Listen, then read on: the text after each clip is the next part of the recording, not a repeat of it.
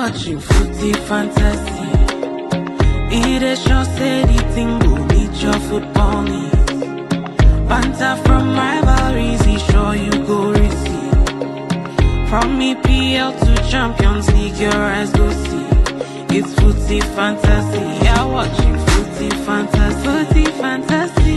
It is sure say the thing go meet your football need. Your football need. Banter from rivalries, he sure you go receive. Sure you go receive. From EPL to Champions League, your eyes go see. Your eyes go see. It's footy fantasy. Footy fantasy.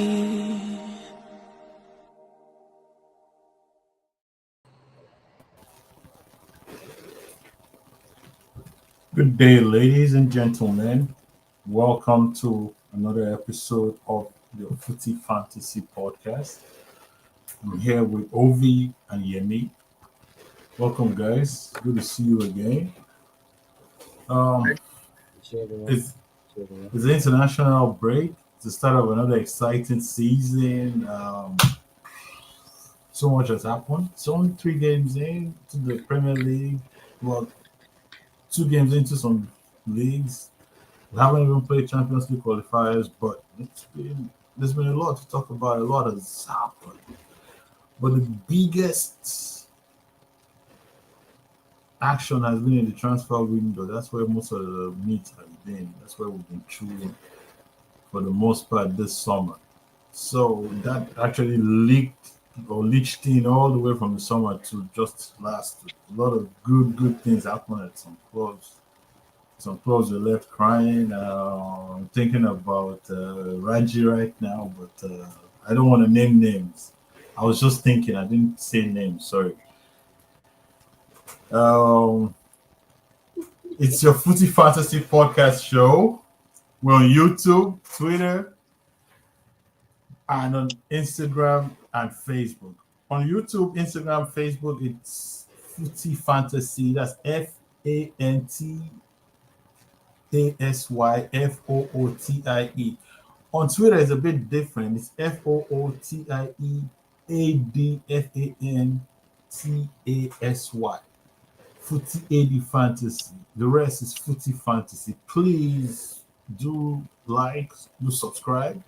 And remember that we're taking your live comments. If you put in comments, we're going to read it out and we'll try and answer your questions.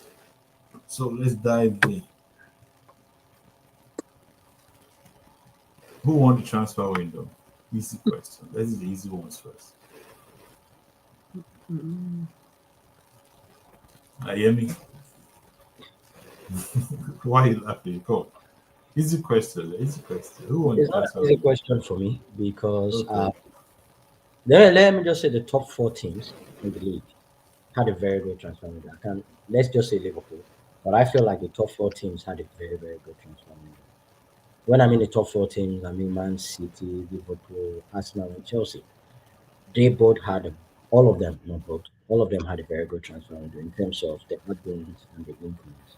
But if everybody wants to talk, we say Liverpool, which is probably, bar Man City, in my opinion, they're probably the most active. And there's competition almost everywhere. So,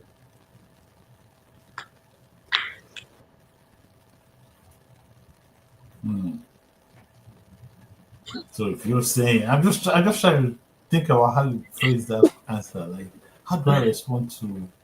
I Because know. it looks like you're looking for an argument. No. Like, Hold on.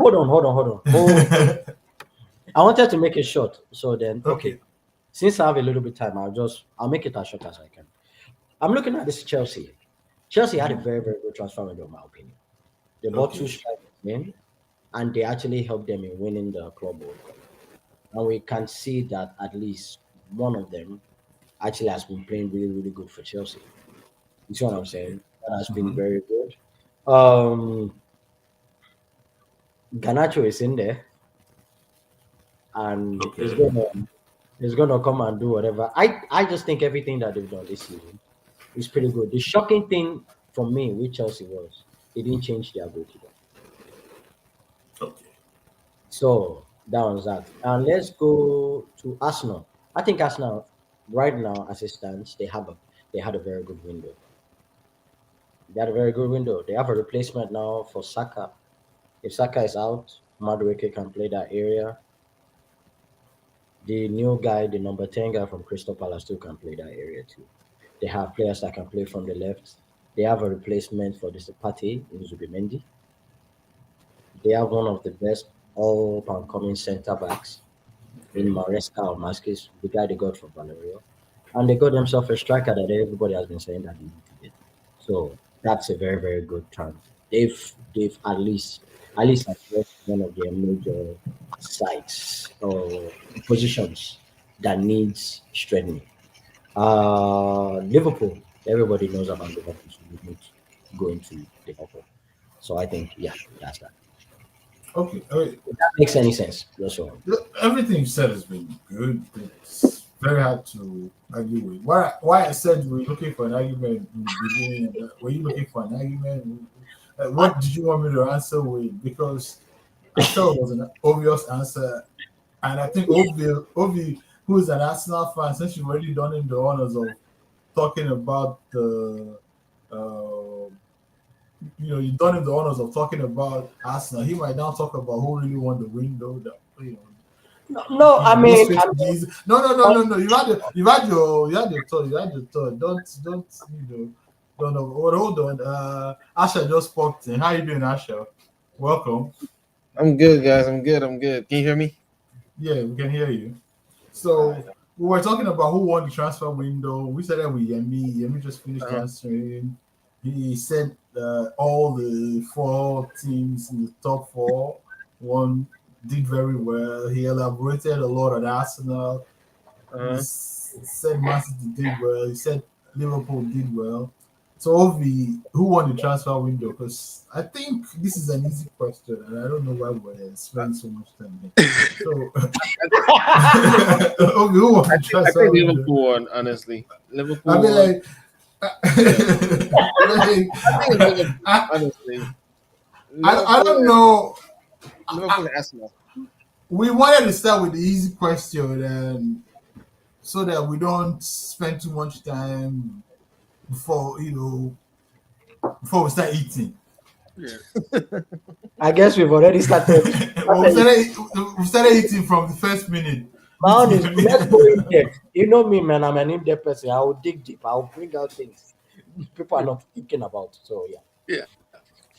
I mean, for me, even as an Arsenal fan, I think Liverpool won the window. Yeah.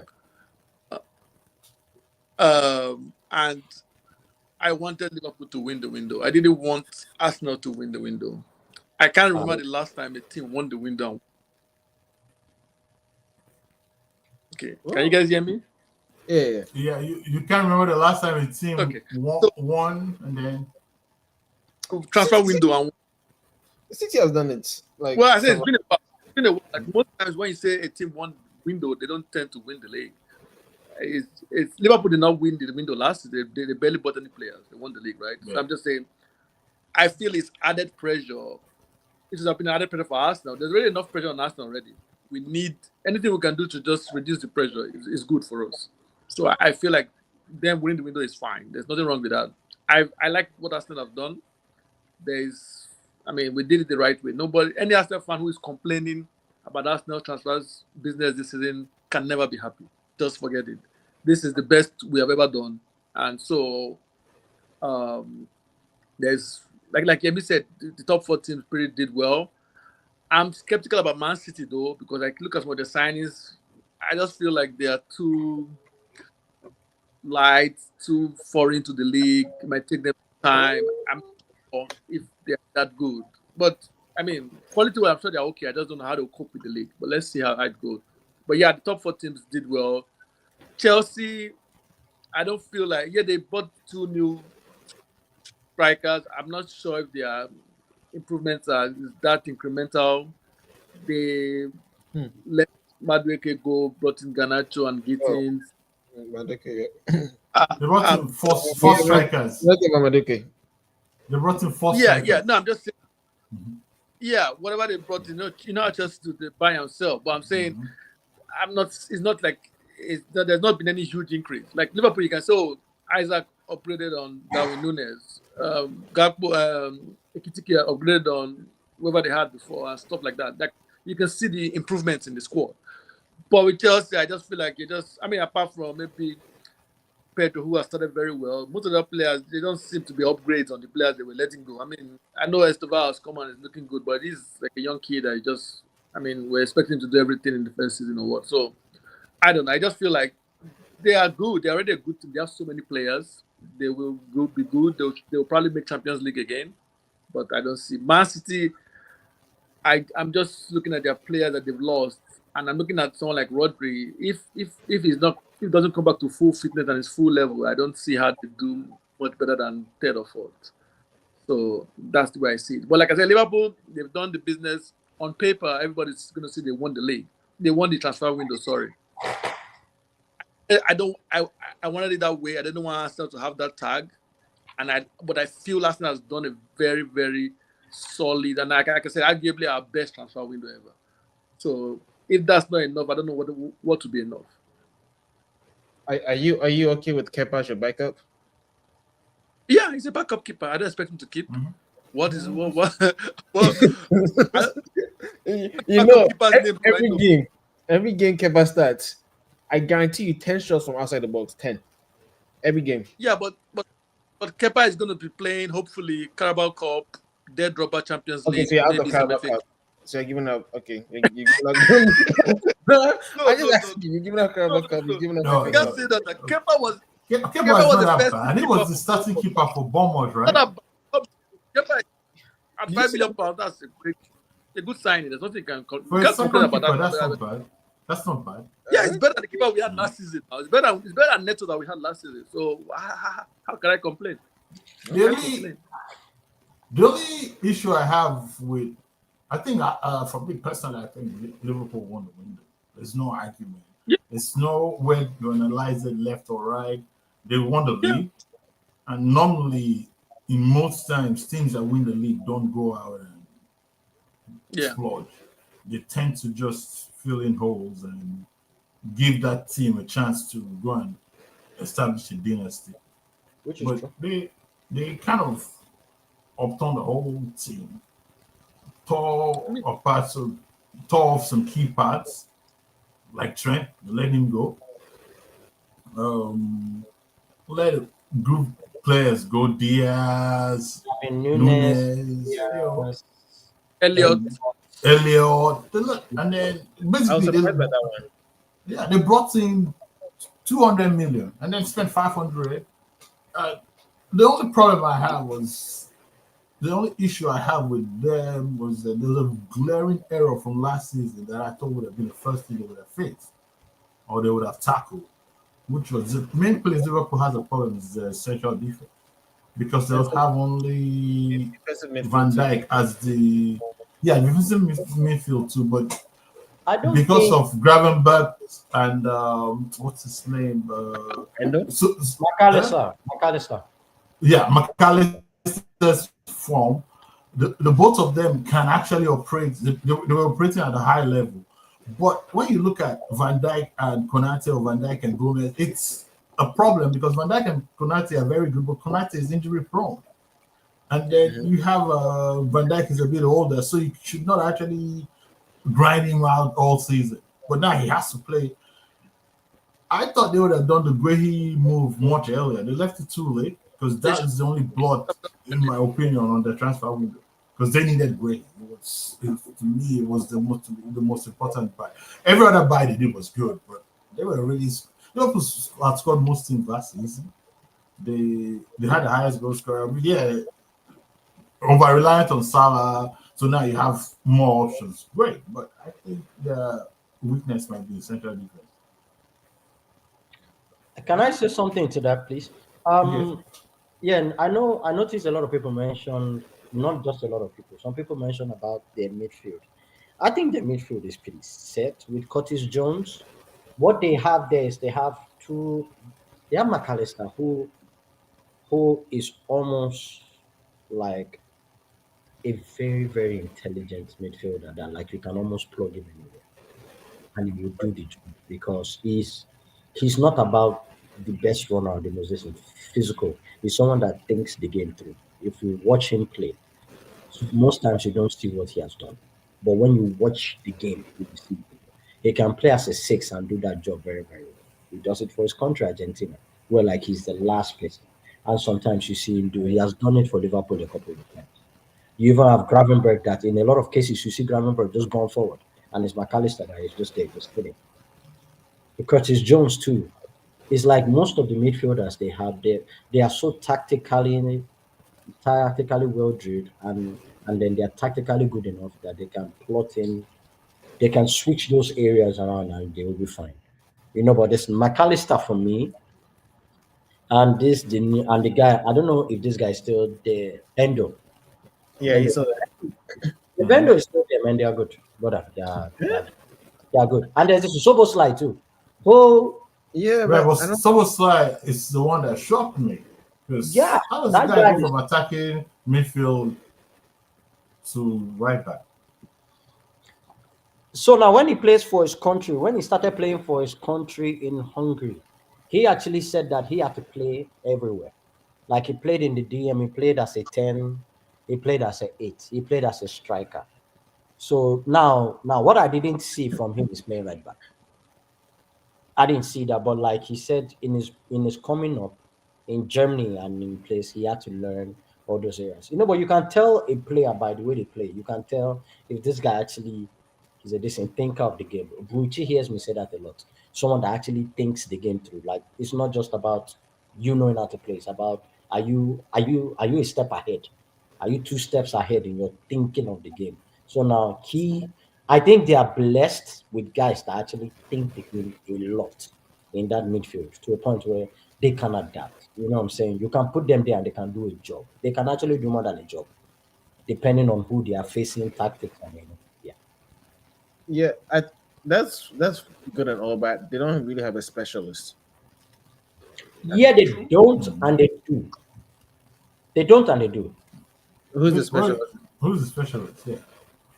Okay, so listen, McAllister is a 8. I don't But think he's not a specialist in the defensive midfielder. He's not a he's guy. not, he's not a specialist there, but like with their system, if you watch them play, they're not that exposed. They are not that exposed. So necessarily, you don't need a specialist as much. If you watch the way they play, that midfield is still compact.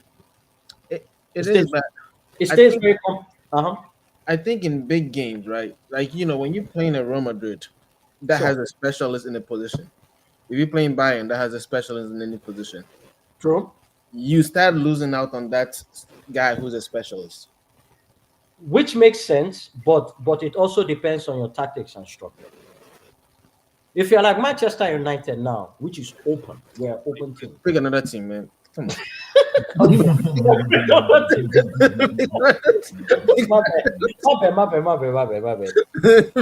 Let me go to Bucci. Don't wipe your face. Bucci, I'm trying to keep it.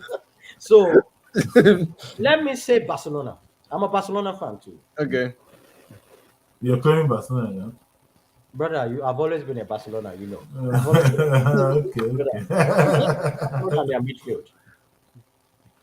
De Jong is not a 6. He's a 8.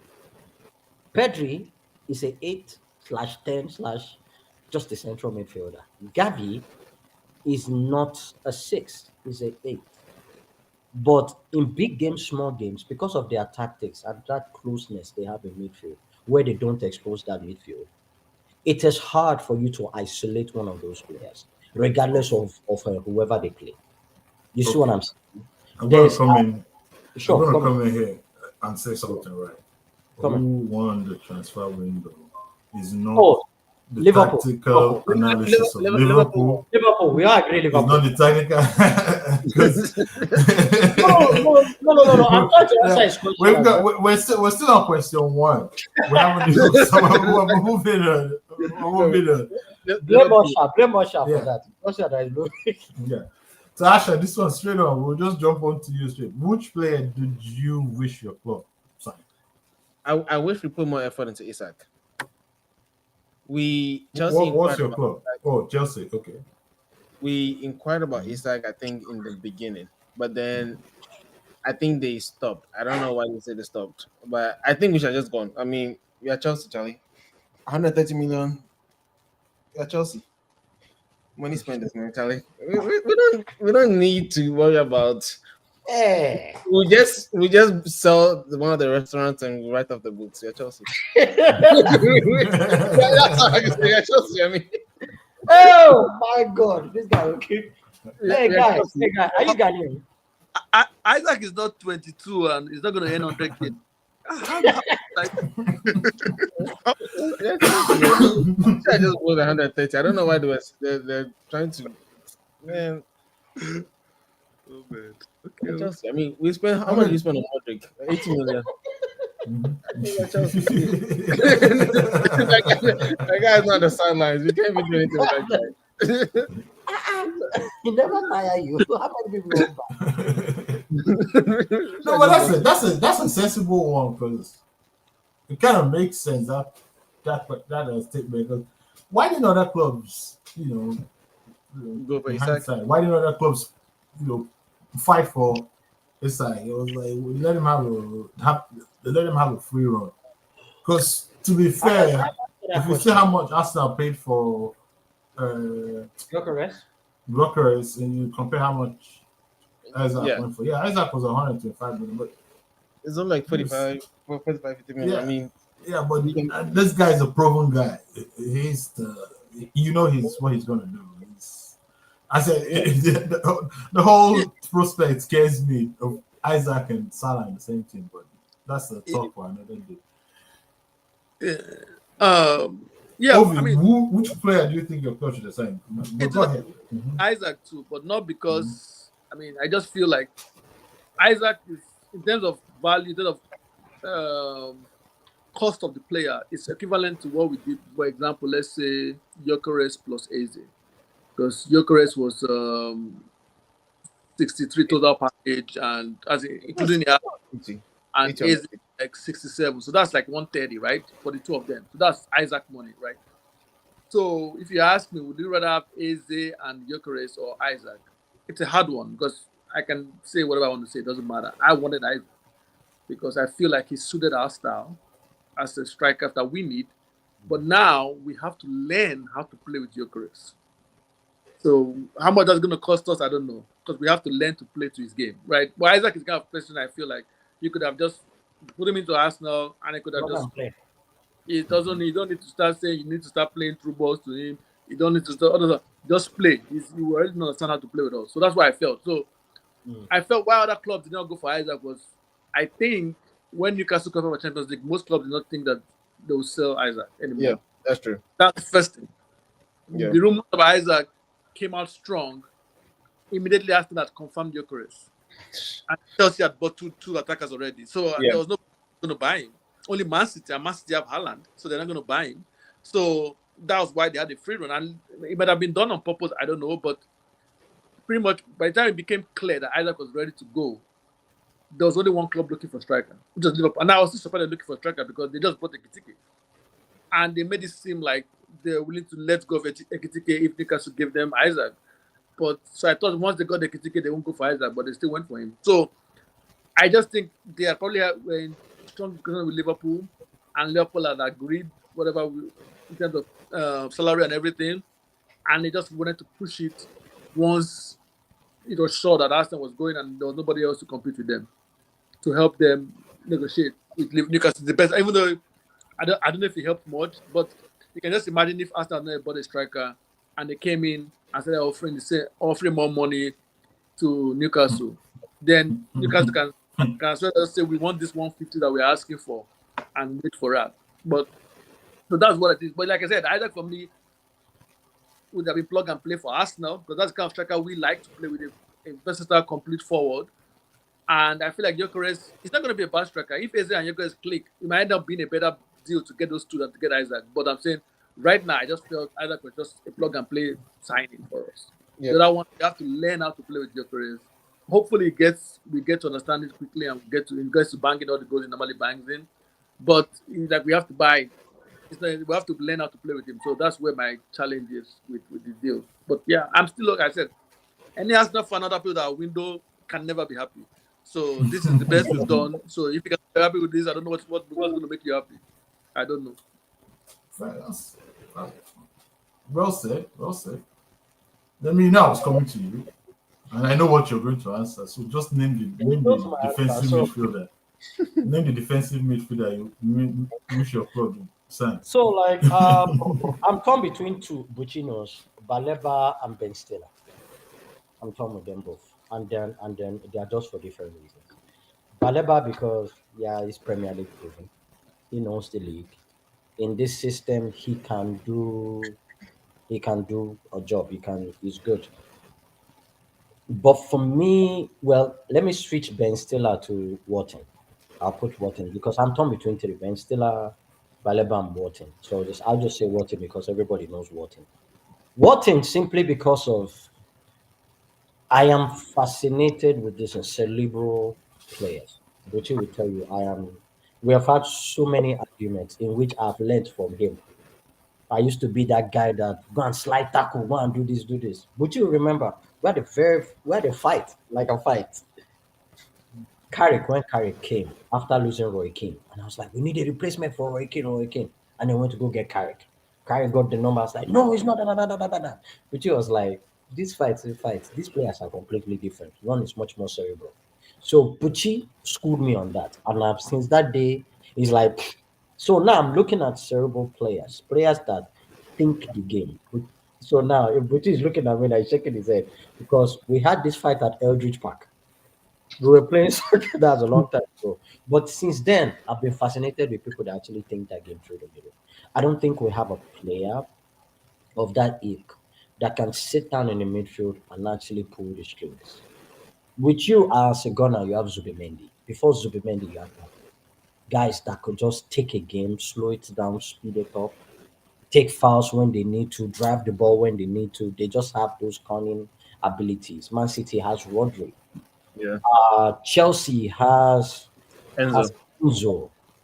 Guys that just know how to just. But the closest person I think we have, in my opinion, is Casemiro, who is Paddison, Ozempic, like our guy we always see. A guy that can just put their leg on the ball. We sort of had Meno, but You, now we don't even know where Meno is. Like, you don't think Bruno Fernandez is that kind of player? no, I don't think so. He is trying to be one, but like even in Portugal, he's not the guy. You have Vitinha. So where there is Vitinha, Bruno moves forward. And I've seen in games. I watch Portugal games, and I watch Vitinha a lot. In their last competition that they won, that they won the Euro Cup, Vitinha came in against Spain, and that game just shut down. Spain was bopping. Vitinha came in, and that game just slowed down. Bruno had the ball, wanted to do one hero pass. Vitinha gave the pass to Bruno. Bruno just boom forward. I just saw Vitinha look at Bruno like, bros, what are you doing? What was that? That wasn't needed. Next time Bruno got the ball, Vitinha ran to Bruno. Give me that ball back. Give me that ball back. Because this is not the time for you, bish, bish, bish, bish. It's time for you to let this cooler head prevail. I just feel like we lack that player. Baleba wasn't going to do that. But I think in our midfield now, we have runners. In my opinion, we have physicality for me is great, but I also need technical footballers that can drop, play the ball, and not be afraid to actually collect pass, throw pass, short pass, drive the ball forward. Yeah, that's just my own opinion. I think I think there's a problem with what Manchester United needs. I understand what you're saying, but I actually would have preferred Belieber for two reasons. One, I don't think Adam Watson is for sale right now. The cost of Adam Watson is almost the same as cost as you would have had to buy Belieber. But if you ask me which of those players you buy now and buy Belieber right now, Yeah. yes, because the issue with Manchester United and Bruno and these things you're saying is not, I don't actually think it's true. I have seen Bruno Fernandes, because to slow down a football game, it's not about the player.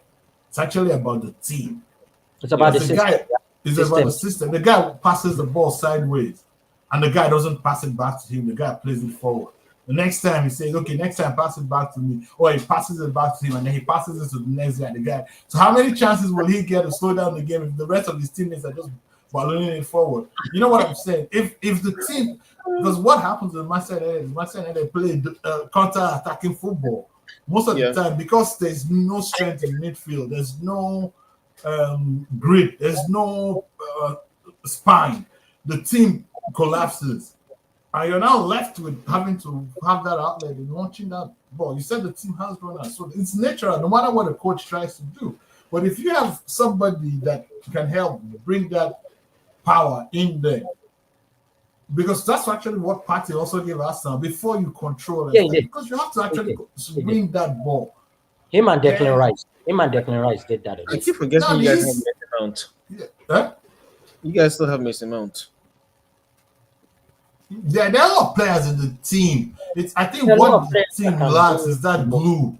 What that midfield lacks is that glue. That's that guy that, Rodri would be great, but I think a Rodri with legs without necessarily the passing, which is what Baleba is. And Baleba's passing is not terrible. Because when I looked at the passing and I realized that the guy actually passes forward more than he passes sideways. So I just feel personally that. Let me clarify something, if you don't mind. Let me clarify something. Your point is correct, 100%. When I talk about players, I'm not just talking about players for a system. You know what I'm saying? I'm talking about us. I'm trying not to bring the Amorim system. I'm trying not to talk about Amorim. I'm trying not to. I'm just looking at, but you don't say a word, don't say anything. I'm trying not to talk about system. I'm trying to talk about the system, but not the coach. You see what I'm saying? Because that's a conversation for another day. But I'm looking at this. Before you say that, because you might incorporate this into your answer. Henry says facts, they don't have legs. He says that Manchester United does not have legs. And he says that they have players, but they can't execute the system that is required and desired. Hence the reason why. So now those points, the legs, I think we have. Mason Mount has legs. Bruno has legs. Players have legs. No. Yeah, they do. They run. Brother, man, everybody here has watched football. Okay. Hear me. Hold on. Let's bring it down to this, right? Every footballer has legs. Every footballer that can play 90 minutes has legs. Hold on. There's a difference between when I was talking about legs, when I was talking about strength, when I kept going strength, spine. Physicality. When like go to last season, Akunha can turn around from his own half, take the ball and run straight. Doesn't bend, doesn't go left, doesn't go right, just takes the ball and starts running straight to your box. And nobody in your team is able to stop him, even though some of them are physically next to him. Yeah.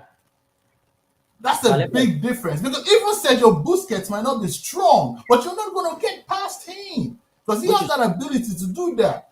So what I'm saying is that you need that in your team first. You need that ability to control what your opponents do to you before you now can start. Because all the teams better than Manchester United have it. Am I wrong? All the teams. If you look at, actually not talk about buying a defensive midfielder. This guy, because Rice will, you're not coming to bully Arsenal. Rice will kill you. You know, Enzo Fernandez wants to fight from the first minute. Bruno Fernandez is crying on the floor. It's a bit of a different kind of... Hey, stop. That's our El Capitan. Casemiro is it, but he's old. You don't talk about our El Capitan like that. Again, so let me clarify this. Let me give you a holistic. So, in an ideal world for me, I am getting Baleba. Either way. I'm getting Baleba and I'm getting somebody like either Adam Wharton with him, or probably somebody like the name I mentioned, the other guy, the name just flew. I'm getting both. In an ideal world, I'm getting both in our midfield together. In an ideal world. So if we get Baleba now, if we had gotten Baleba now, it's plus for us. We are better off. But this is where my little reservation is. Buchi, I'm coming to you with this question. Do you think Baleba in our midfield takes us a couple of positions up? When I mean a couple of positions within this system, let's just say in a Amorim system, Baleba takes us about 3-4 positions up. Yes or no?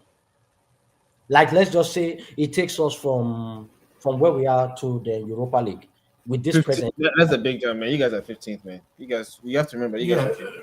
yeah, but I think Not I punish you. think I think Manchester United, just like Spurs, Manchester United like Spurs, those two teams last season had very false, what I call false positions. The teams were not as bad as they finished. As a It position. was about something else.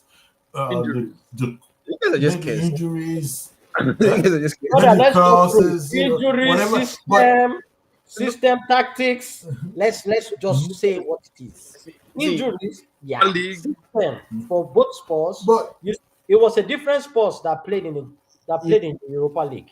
you hear me? League. Let me just here real Look. quick. I don't think your problem is players. I think it's almost like the whole system, I don't know what the problem is. Because if you guys remember, when Pochettino was at Chelsea, every week we had 10 to 12 players out. True. I think the most injuries you guys have had this past 5 seasons is like 4 or 5 per game week. yes, yeah. Was with Ten Hag. And that was the most. Yeah. But even with Ten Hag, you guys still went 15.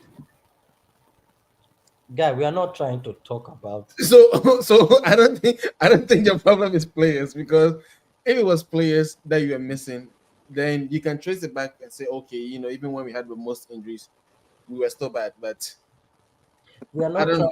we are not trying to talk about we are not let me segue with this. please this segue pause this thing, please. quickly. So another this guy says that, oh god, I was going to jump to comments, so I thought it was going to give me an out. And Henry said, let's talk about Amorim. No, resist this, please. Henry says it's not even Rice anymore, it's Zubimendi. That they say Arsenal have, a lot of richness in midfield. Rice is being pushed to his natural and preferred position now, which is true. No, he has been playing that since last season, though. To be fair, it's Partey that sat. Declan Rice ran. Now when Partey left, they replaced him with Zubimendi, who has that.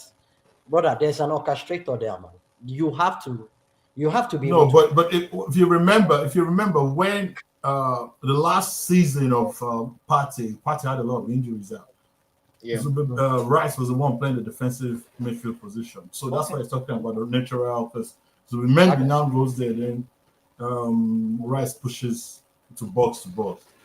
And he goes. Here we go. I think he's talking about your question about Baleba when he says, "Yes, makes you guys top 4 instantly." I don't think so. But there were key players, though. I don't know what that question is about. That comment is about. But Baleba does not make Manchester United a top 4 team, but it takes us far better than we are, because you're looking at Casemiro. There's a reason why Casemiro is still starting games. That's what, because you're talking about Adam Watson. Adam Watson comes, he walks into that team. But why is the coach not playing Maino? Why is he not playing Ugarte? Why is he not playing other types of what do you call it, midfielders beside Bruno Fernandes? Because you actually want, if you look at it and think about it, you want Bruno Fernandes to be where he is, because he's the most creative player in the team. He's the guy that can pass to Kuna when Kuna makes the run on Buemo, because there are 2 10s in front of him. Instead of him being the 10 and having to make that run to the box, he's old. So it kind of makes sense. So what you need is that guy that is going to cover all the whole ground for him, which is not Casemiro. That's just the thing. I think Manchester United are a good enough team to be in the top 10. That's just it. They're supposed to be in the top 10 without a question. Will the coach and this set of players get there? That's up to them. It's not for me to answer anymore, because I think it's an overbeating topic. Yeah. The guy has the tools. He doesn't have any excuses. I think we should stop making excuses for Manchester United, saying it's a system, it's this. Whatever, every team has gone through this, so they should get out of it. That's just what I think. You guys are just get good enough. Huh? Sorry, I can kidding. chime Man U stuff. I think let me chime in on my own perspective from my side. Views from the top. The issue is from the top. Why are you buying Sesko when you've not bought Baleba? What is Sesko going to do for you? You've already bought 2 attackers. Why are you not strengthening the midfield first and then going back for Sesko? What's going on? Why? I mean, I don't understand it. Like, you could have stayed with Rasmus one more season if even if Sesko didn't come in and bought Baleba, and the team would have been stronger. Right? Hey, we have the perfect person to answer this question here. And it's Mr. Moderator. Mr. Moderator. Hey, Mr. Okay. Moderator. No. Okay, so listen. Okay, answer the We are question. both on the same group. Okay. Listen, we are both on the same group. WhatsApp group, Manchester United stuff. When it comes to some topics, you just see that our moderator disappears. It doesn't say. So now is the time. Now you're on camera. Please, Oh can you, God. as a matter of fact, let me help you out with this question. I'm sorry, I'm going to put this question. Uche, can you rate Manchester United's transfer window from 1 being We've terrible? gone from zero who won being the terrible? transfer Excuse window, me, which excuse me. player Hey, did you use your club to sir, 10, which is to great. rate Manchester United? Oh God. Why did I not host last week? Why did I switch? Oh God. Would you please answer the question and answer his question too? Rate that Okay. transfer window question 1. Number 2, can you answer Mr. Dixon Ovi's question, please?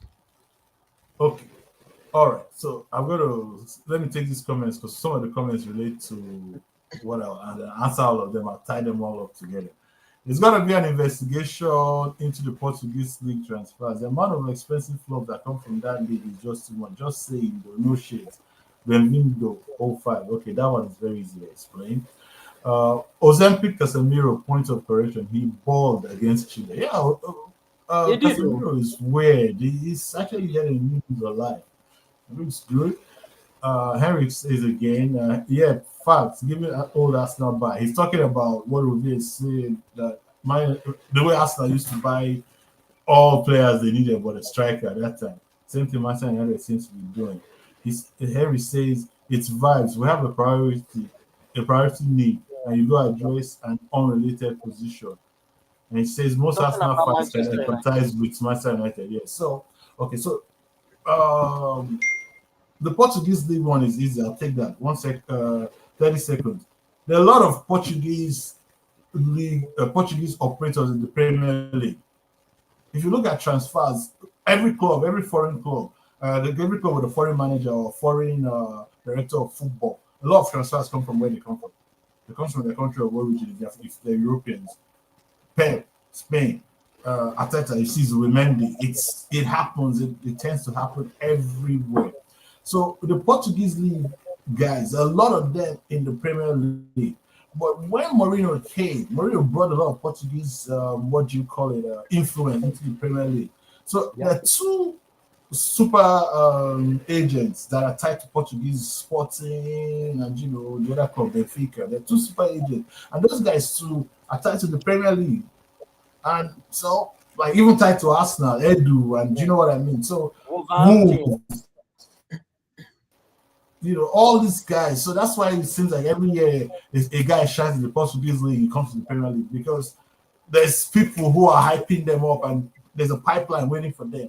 It's like sometimes I don't know why they do it because you're buying a guy who is overblown at an overblown price. What exactly is what's the upside and the downside here? You buy £100 million player to give you £100 million performance, or you buy £100 million player that gives you £20 million, and most of them are £20 million, but they like it, so they do it. Regarding buying Belieber, not buying buying Sesko. Baleba came up before Sesko. Sesko came up very late in the transfer window. Sesko was done very, very fast. It was done within 2 weeks. And he was transferred 2 days before Arsenal game. Baleba was mentioned quite earlier. If that transfer was going to happen, it would have happened. What you kept hearing was it was an impossible transfer. The cost was cost prohibitive because I think what happened was they went and asked these guys and the said, we're not selling him. I said, well, name your price. We're not selling him. If we name our price, you can't pay. You won't pay. So we're not, like when someone doesn't even negotiate with you. How are you gonna do it? Because Liverpool and Isaac was different. Liverpool quoted and Newcastle quoted a price. No. Once Newcastle quoted a price. So Newcastle said they were not selling him. Every Yes, time but he they were wants- trying to sign his replacement. Well, they They were- didn't want to because Newcastle, if Raji was here, he tell you Newcastle has Mhm. plans of being a top club, of being back in the Yes. top four. So they didn't want to sell him at all. With Brighton, when we went for Caicedo, Brighton said they weren't selling Caicedo. When we went for Cucurella, Brighton said they weren't selling Cucurella. When we went for who was I forgetting? All the players that we've gone from Brighton, each time Brighton said we're not selling, they were like, we'll give you 80 million. They're like, okay, we'll take him. Oh yeah. Okay. That's Because remember when we first started going for Caicedo, Brighton said we're not selling their future stars, and then Liverpool came in, and so then it came Liverpool and Chelsea, and then Brighton started quoting 100 million, and Liverpool was like, No, we don't want to pay that right now. I think you have that wrong. It was Arsenal. Arsenal No. were actually going to Oh yeah, so buy him. Arsenal came in. As in January. Yeah, Yeah, that was the thing. Arsenal was going to buy him, and then Yeah. Chelsea now came in, and then he chose Chelsea because Chelsea was. No. we started putting money down. We were like, we are going to buy him, and Brighton was like, okay, 100 million. And then, and then it was like, okay, no, we want to see who give us more money now, and that's what happened. So if you guys put down money, you could have gotten him. Okay, that's what I'm trying to say. The difference in the Arsenal in the Chelsea cases, Caicedo, Chelsea wanted to pay 80 million pounds, right? Cucurella, Caicedo, Chelsea were not actually, they were thinking of buying him, but at that moment they were not going to move. Then they saw that Arsenal were going to actually beat them, and they wanted to pay, and they went and paid. Manchester United, I don't think wanted to buy this guy at that price. I think these guys have, I think they have 50 million, 60 million, 70 million glass ceiling above their heads that they don't want to crack. It seems that everybody they're signing is in that range. So I'm not making excuses. I'm not trying to say this is why they didn't sign me. I'm not saying it's a good thing. I'm just trying to rationalize in my head that, okay, this is why they didn't do that. I don't think they wanted to pay. I don't know much they wanted to spend 100 million pounds on a player right now. How much was That's Sesko? just. would they be willing to spend that Sesko money? was like 57, 60 something. Like, But 60 if you million. add 2 or 3 purchases, you could have bought him. Because if you actually need a player, then you need a player.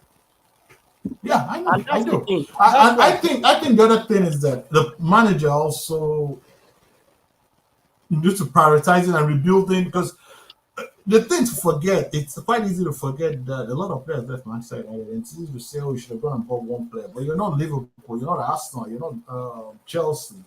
Chelsea are in a position where all the things I mentioned, they can go and buy one player and spend a lot of money on one player because they need that one player. Manchester United cannot have a crown. I agree that Sesko was not a better priority than a higher priority than getting a midfielder. I agree. But what I'm saying is that this was not a situation where they say we have to sign only a midfielder. They could not. All the players that were signed were needed because Garnacho left. Rashford left. You ain't playing Garnacho. You're playing Rashford. Yeah, one player, but he had left. Imagine, whatever, I'm not defending the manager, I'm not saying fact. Whatever, all those things are things that have happened. The fact is simply that you have 3 of your 2 starters in your team are out. 4. 3. Like technically 2 subs. Rashford and Garnacho are technically starters. Sancho and Anthony are subs. They're out. You have to And buy Hoyland forward. is the starter. And Hoyland is the And then starter. whatever reason the guy picks a 5 with Hoyland for, fine. You get what I'm trying to say, because I think sometimes it looks like Ovi said, they're doing it backwards because the other stuff should have happened at the beginning of the window. You should have gotten rid of Onana from the beginning and bought the goalkeeper early. Not let him get into a game and realize these guys are bad. But we all knew they were bad last season. What were you supposed to learn that was new? But I think again that I don't want us to go over Manchester United because it's an overplayed thing. Because the more you talk about it, the more you're like, what are these guys doing? But let them play. Let the season pass. I personally am putting them down for top 6 because they should be good enough to be top 6. I don't want to make an excuse for them that they finished 6th last season. Spurs Can I finished say something 16 now? last Can I season. say something to this? Mr. Moderator, can I say something to this? This is me, and I'll tell you the truth. This team is good enough to make top 6, as presently constructed, based on the players we have. It's good enough to make top 6, in my opinion. Now, that is provided if and the circumstances around and everything works well. But would we make top 6? I doubt it. If everything stays the way it is. Simple. Buchi, my last question, rate our transfer window. 1 to 10. 10 means great, 0 means terrible. I'll give it a 6. Just above average because they signed a goalkeeper, but I think like I already elaborated, those are priority things that should have been done. There's a ruthlessness that should come with a football club that came 15th. The ruthlessness that should come with that. You didn't fire the manager. That makes sense. Yeah. But you should goalkeeper. You messed up. You're out. Like, you should not just pick 3 or 4 players. I think they scapegoated the wrong guy. There were a lot of guys that should have been gone. Like, Dalot is still making mistakes into the new season. Is it because he's Portuguese? So, like,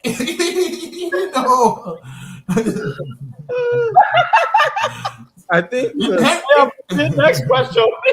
it's crazy. You guys were 15th. You kept your manager. It just blows my mind. Abramovich was sucking people for not winning Champions League. My guy. Look, I will tell you the truth. We are addicted to storylines. I don't speak too much English, but Manchester United fans and us, we are addicted to Sir Alex Ferguson, the way Sir Alex Ferguson this, the way Sir Alex Ferguson that. People have forgotten that was 40 years ago. 40! Brother, all of us can't train our children the way I was brought up. If I bring up my child like that, brother, Buchi will be bailing me out from jail. And the police station, like, but, hey, it is what it is. Like I said, I don't want to do Manchester United.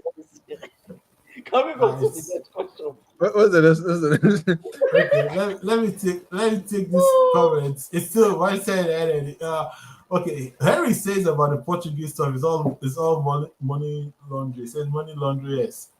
João Felix, prime suspect. Yeah, Felix. What they talk? This guy that just went to Saudi. Who? What's his name? Nunes. That guy like 170 million pounds. That's what that guy has done in 2 transfers. Nunes. Darwin?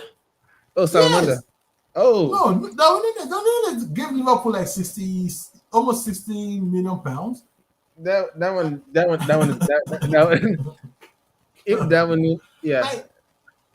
How did that one cost so? I don't get it, but whatever, man.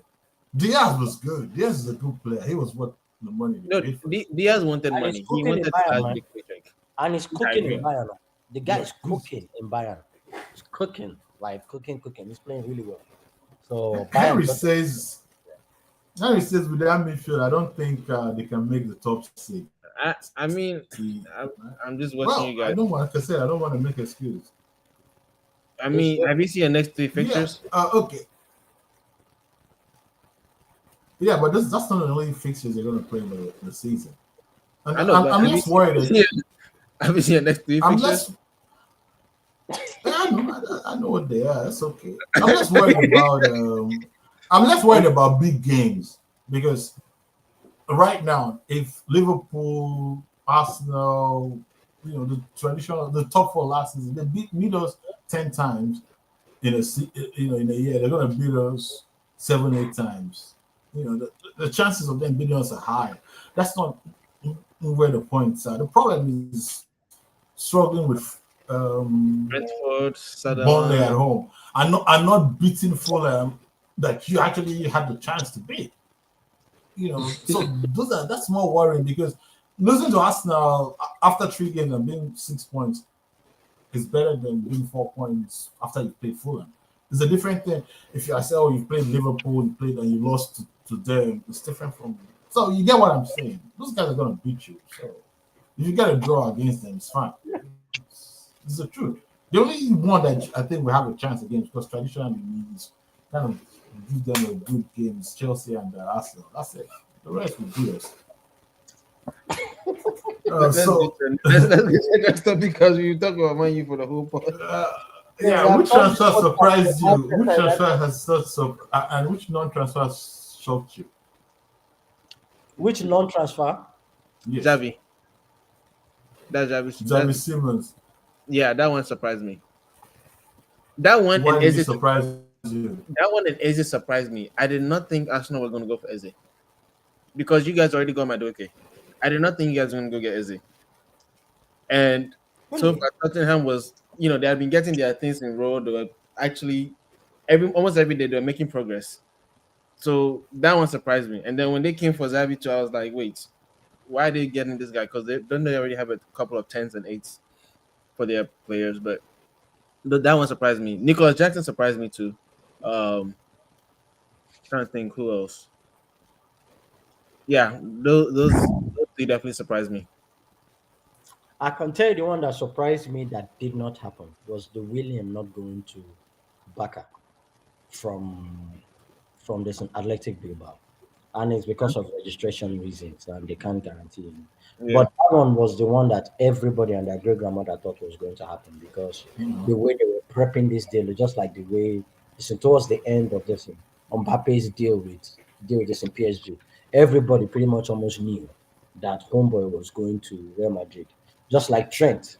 Yeah. If Trent not going to Madrid would have been shocking to almost everyone. Because that one it was written in the stars. That so William was almost written in the stars, but because of registration and building stadium and stuff, that one shocked me. The one that I feel like shocked me but shouldn't have, but it just happened once. Was this guy going to Liverpool? Who? Uh, Etike? yeah. I didn't see Ekitike going to Liverpool. Right. In my opinion, I felt that Liverpool wanted, I don't know, Liverpool was just messing with Newcastle because, in my opinion, I feel they were messing with Newcastle because they had no business going for Ekitike when they knew that what they wanted was his homeboy, Isak. So why they went for Ekitike? Why not let Newcastle go for Ekitike, then just big brother them and say, okay, you went for Ekitike, give me Isak trade. Now, man, what Liverpool did there was serious big brother. I'm going to take the guy you want, and I'm going to take your best player. Like, do your worst. Name your price. We are still going to get him. Yeah, it's the Ekitike to. I didn't see that deal happen. Name your price. We still get him. Okay. That was nasty. That was nasty. That was just big brother. Nice. I'm your big brother. It's not fair. It's not fair. It's not fair at all. No. It's not fair. I mean, I don't like Liverpool, but the only reason why I'm laughing at this is because, man, Raji is a prick, man. With all due respect.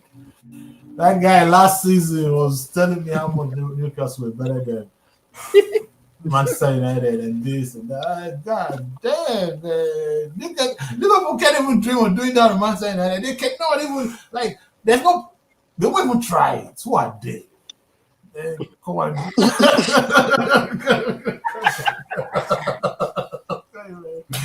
Do you know what this reminds me of? Remember when Mourinho was at Chelsea and Tottenham again, this thing happened to. They're going to start with Willian. William flew to London. I went to Chelsea. That's just nasty, though. That's nasty. These guys are waiting for him. They were waiting for him at the airport. Between when the guy entered the plane and when he landed in London, Chelsea had already signed the guy.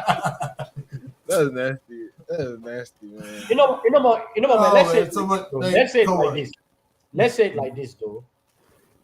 Wissa and Voltameda might force the coach to revisit his tactics in terms of how they play. Wissa is a striker that runs to the ball. He's not a ball to feet guy. Most of the ball he runs to it. Voltameda reminds you of Zexi. drops in, gets the 10, and do. For a coach that plays 4-3-3, would you play sexy drop? Would you play this Volta Meta and play Wisa from the wings? Or would you play Volta Meta and just trust Godin on the left? And who is that guy? And then Elanga on the right.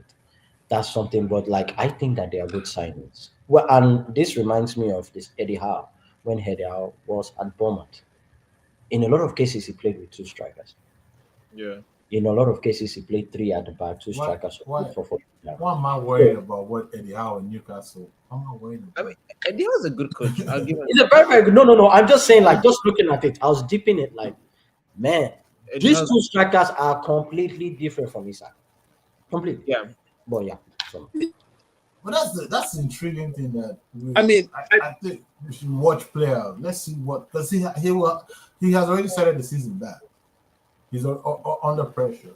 So if he even had an original plan going A, it's been destroyed twice now.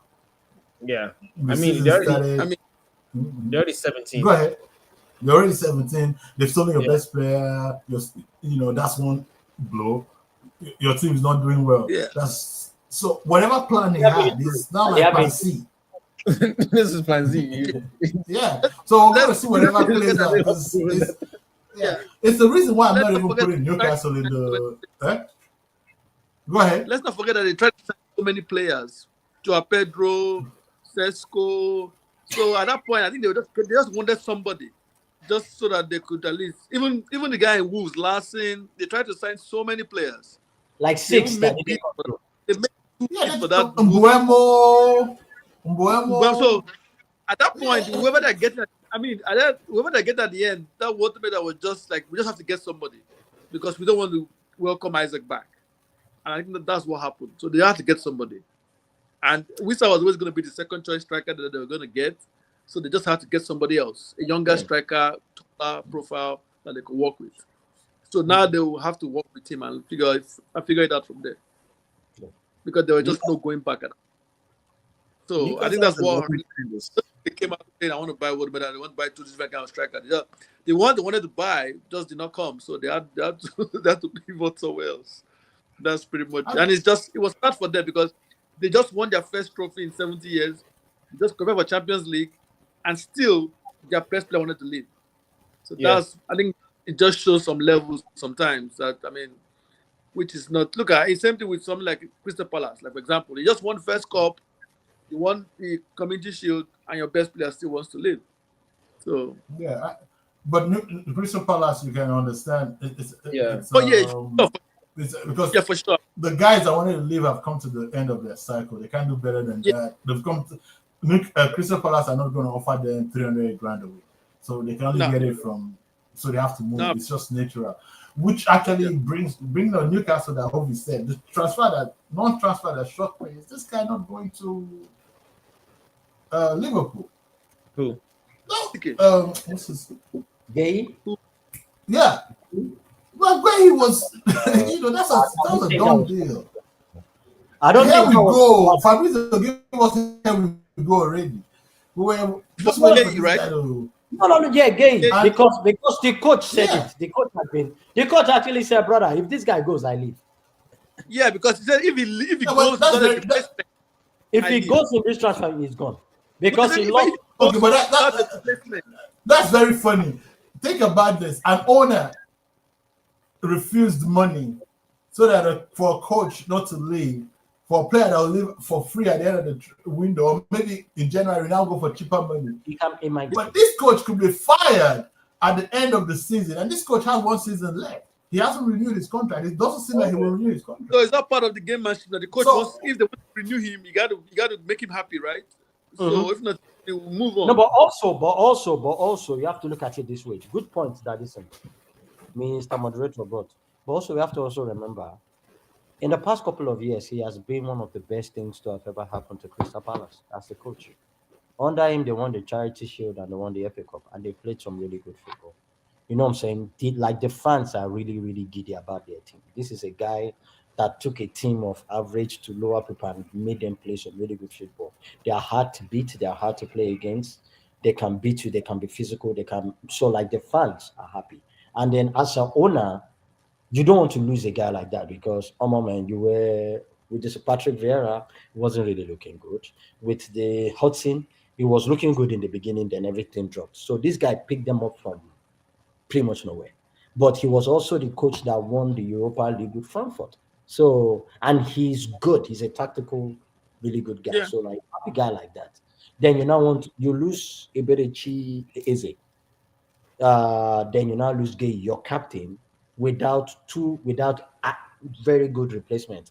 If I'm the coach, I will I mean, all these things you're saying is just some Manchester United shit you're saying.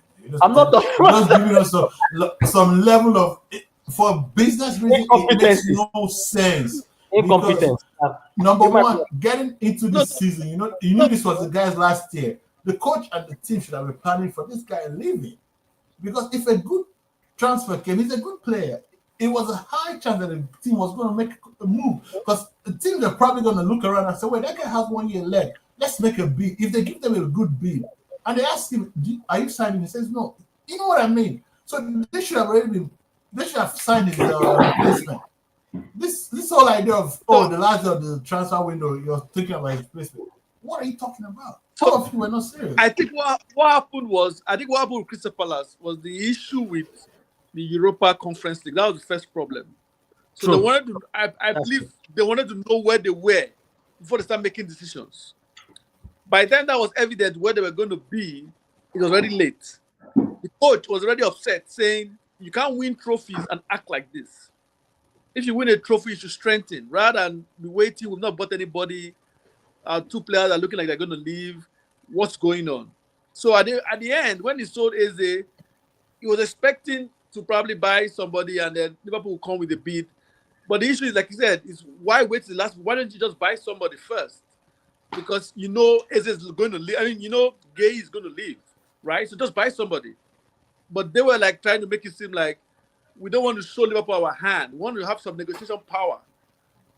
So Liverpool, at the end of the day, came with the money they were offering, and then after that point, even if there's no replacement, we can just let him go. But the coach is telling you, if you let him go, I'll go too, because I cannot do anything with this team without any defender, without the captain defender. So at that point, he just like, you know what? We'll lose extra 10, 20 million. We'll sell him in January. Let's move on. But I think the problem is, and honestly, the main culprit in all of these transfer issues is Liverpool. Yes, Because- I agree. I agree. With Newcastle, So it's they're true like- that why would Liverpool wait till the last Yeah. day to be buying? What's the why? they, Why they, did they they have a just- set team. Liverpool has a Yeah. set team. They didn't really need to add players. All these other people that they bought, they were kind of like, we like them. We'll make the other team suffer. And that's what they've done. You know, people say Chelsea are mean and we are whatever they want to call us. But when we want a player, we tell you at the beginning of the transfer window, Yeah, what can I say? I Though? agree with you. Name your price, we'll buy him. You have time to go and buy another player if you want to. But I do have a Liverpool question literally I do have a that's question what for you guys, bro. is- I do have a question for you guys. If he goes Uh-huh. to Liverpool, he starts over Konate. No, He should. I don't think so. He might This not season- start over Konate. I don't think so. He might not start about Konate, but Konate is hardly fit. And fit, availability is like 80% of the job. If he gets a good relationship, Konate is injured right now. Yeah, well, no, he's playing. No, Yes, he's back. I No, think Zay was he's back. He's playing. Oh, okay, he's back. Zay was Okay, so played for okay, France. cool. Okay, And his cool. World Cup So- here too. So like Yeah, but they can easily rotate the three because Van Dijk is 34, 35, right? You can easily rotate Yeah. those three and get Brother enough Van minutes. Dijk does not want to sit in World Yes. Cup. Brother, nobody wants to sit now. Yeah. Everybody wants to start. If you are fit, your prayer is fitness and starting games. Yeah, Like- but what I'm saying is to be confirmed for the World Cup, if Van Dijk was going to play 55 matches, but now they're going to play 45, it's still fine. It's not Yeah. going to affect the sport. Van I'm Dijk just is a saying- staple. So Van Dijk is a staple in the Netherlands. He starts either way. Yeah. Yeah, but Either one, way. yeah, but No, one. and this guy is saying is about depth. Yes, you rest Van Dijk in what the Henry is kickoff, saying and what the Ovi kickoff. is saying is about depth. Yeah, you don't need to play everybody. Like all three can play Yeah. and be happy and still make their World Cup squads very easily. No, Gay That's cannot why make the it makes- World Cup Hey, squad. no. There's no guarantee for Gay like that. Yeah, oh. there's no guarantee. Yeah, but what There's there no is, guarantee but, for Gay. Because I will but tell you, hold on, I'll tell you, hold Okay. on. There's Konsa. Yeah. Konsa is playing. There's Codwell. Codwell's playing. There is Stones that just got injured. Yep. There's this guy from Newcastle. What's his name? That started their game yesterday. That tall guy. Elliot, you mean? No, not Elliot. It's a centre back. Tall centre. No, but that's one. Okay, he's not. Ovi's not talking about Gray making the English squad automatically. What he's Yes, saying is I'm that Yep. the three of them can have. Yeah, The Liverpool okay. are playing enough competitions for three of them to play enough games play. Okay. to be happy. Because Yes, if you're playing Wednesday, Saturday, you can rest Van it's Dijk. not really easy for Van Dijk to keep playing Wednesday, Saturday all Yes. season. They play World Cup. Yeah, yeah. It's easier because what killed Liverpool last season? Liverpool, when the push came to shove, they had already had a gap on the league. When the push came to shove, Yeah. they kind of blew They up lost- in all the other Lost all three competitions. in 2 weeks. Yeah. In 2 weeks, they went over all three competitions in 2 weeks. Oh yeah, But was after was so number far one. behind that they couldn't catch up. And then they had an No, injury this is- that period too. Yeah, they did. Yeah, so Mhm. Gay would have come in and would have played, like you said, A couple of them. Konate Few is games. injured. So he will be playing when the Konate is injured. When Konate comes back, they will rotate him, they will ease him back. So that day, everybody would have played 40 games plus. Well, I 30 don't know. Yeah, I I doubt don't know. that, though. I get your point about depth, but But I really doubt that, man. yeah, Around this time, man, people want yeah. to play. Yeah, but like I said, So- the way the and league then, is now, it's not that people want to play. People want to play those top games. Yes. If Yeah. a coach comes to come and see you, you are playing against Man City and Gay is on the bench and Konate and Van Dijk is starting, or those type of things. Yes, you are going to get games. You are going to, because they are in all competitions. yes, So that's but the right thing. now, Mhm. right now, arguably, Gray is like the best center back for England right now. I'm not saying Yeah. overall, but I think right now, the way the other ones are off form or injured. Yeah. Look at for example, England, Miles Lewis Kelly, all the bench. This he hasn't started any game, Mhm. but England he started because he's the best left Really? back right now for England. Yeah. Until you get somebody better than him. Maguire is hardly starting games, but you know Maguire is going to play in the World Cup. Exactly. That's what I'm saying. So some players are playing particular level, they're going to make the squad. Maguire You're is calling playing- Konza. You're If mentioning Gray plays 30 Gray. games in- You're calling in all Konza. competitions, Gray, like He'll make the squad. He'll make the squad. If he My plays 30 question now plus is Tuchel. How many times has Tuchel called him Maguire to the World Cup? games, but How many that's times? Maguire. But That's Maguire's fight. Like, I'm just trying to say, Gay the way he is, John Stones doesn't play every game for Man City. But whenever he's fit, they call him.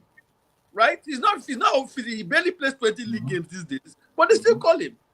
If Gay plays 30 games in all competitions for Liverpool, they will call him up because he's playing for Liverpool. It's not guaranteed. It's not guaranteed though. I don't think it's guaranteed. That's what I'm just saying. Okay, I think John Stones and Gray are the best two centre backs England have right now. The rest might be better They'll call him with the squad. with other things, but they don't have the full package. They don't have the experience, the skill, everything. They don't have that, and so that might be the problem. England. That's why the two guys I think get into the team. I think, bam, they name a team. Those two guys are going to get fit and play. Because Konza is injury is Oh, error prone. hold on. Cole is injured. Gay does not have a stat. I just remembered. Cole is injured.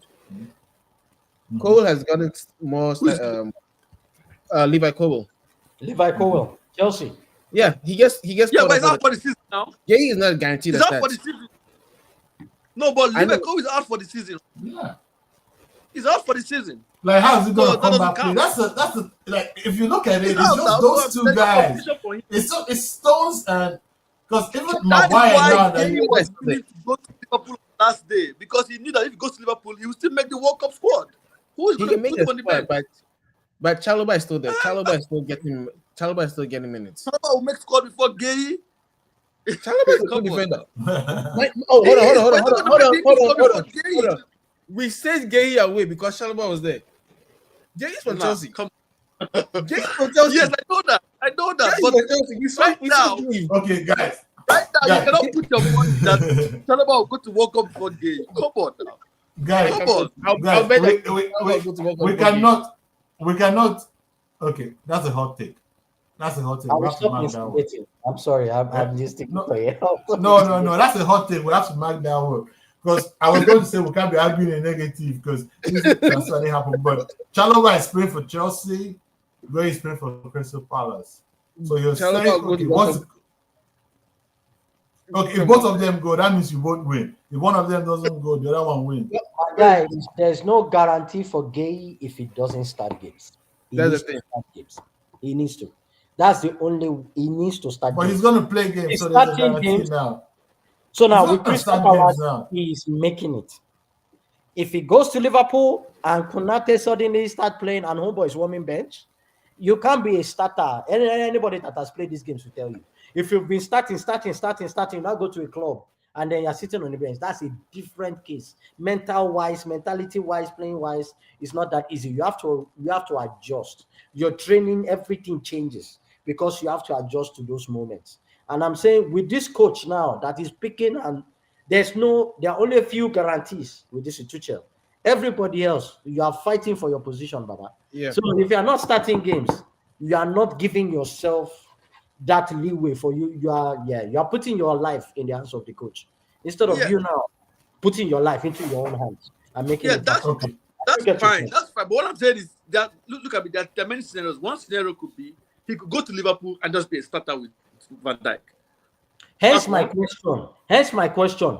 When he comes, he's not going to bench Van Dijk because Van Dijk is a captain. Yes. So Yes, it's going to be with him or Yeah, Konate. no, Two. So you're saying this in the Konate. Liverpool- Is that what? So he's not going to bench Van Dijk. Van Dijk is the Yes. captain. He can't So- bench Van Dijk. So this in Konate immediately he comes. Konate Maybe I don't know. I'm just saying it's an option, right? It's possible. It's not, but it's possible, right? What I'm saying is, So that's what I'm saying. Like, I don't think it's better than possible. Take it from it. It's possible to guarantee it. no. There's no way I can say Gay is guaranteed to come and bench Konate. It's not possible. How can I say that? He has not played in a big club like that. But before, that, but there's one guaranteed thing. If he's at Crystal Palace, what is the guarantee? Oh yeah, for sure. But he's thinking about it like okay. he's thinking about it like I can go to Liverpool. I'm gonna meet you guys. That's enough. We can't spend. That's why he's thinking about it. Wait, if McGuay himself was on this podcast, McGuay will not spend 15 minutes talking about McGuay. Like we've been talking about McGuay for like, come on, guys. Come on. It's not the McGuay show. So, Asha, they've kept you quiet for so long. So please tell me, what are your EPL top 6 predictions? Let's keep these two guys quiet for a little bit. Liverpool number 2. I'll say City. Liverpool, City, Arsenal, Chelsea, Tottenham, and then the last 6 I think is up in the air. Yeah, just No name a club. Manchester United. Name a club. Pick a club. Bournemouth. I think the last 6 is up in the air because, again, it depends on who. Brentford, I mean, what's going to happen to them? Villa is still there. Una is still there. Newcastle, it depends on how that So let's make it very easy for you. Villa, you've said Villa. Brentford. Nottingham Forest is also there. Nottingham Forest. There's Brighton. There's Brighton. There's Newcastle. There's Newcastle. So we've named how many now? Okay, there's Bournemouth. Yeah. But we've named half of the league. If we name one team, that's 10 teams because we named 5 teams before. So now that's 5 teams. We named half of the league. So between, if they give you the other 15 teams, you can't pick one to say this is the best choice for number It's up in for the the sixth air. one. No, because Yeah. the reason I say that is, remember, Nottingham Forest was in, they were third for like what, over Most of the season, up to like most of the March season, or something. and Yeah. they lost Champions League like what, the last 2 game weekends or the last 3 game Mhm. weekends. So they still have, I think they still have most of their squad. I don't think they sold anyone, so they can still make Elanga. another. They sold Yeah. who? So name them then. They saw the Langa. Yeah. Okay. So I mean, let's but put Nottingham Forest with asterisk. as That number is up number in the six. air. So But yeah, so then to be yeah. Liverpool, The- City, Arsenal, Chelsea, Tottenham, Forest. Okay. All right. Ovi. Those are solid. So Ovi. Top 6, yeah. Mhm. I think Arsenal have to win the league.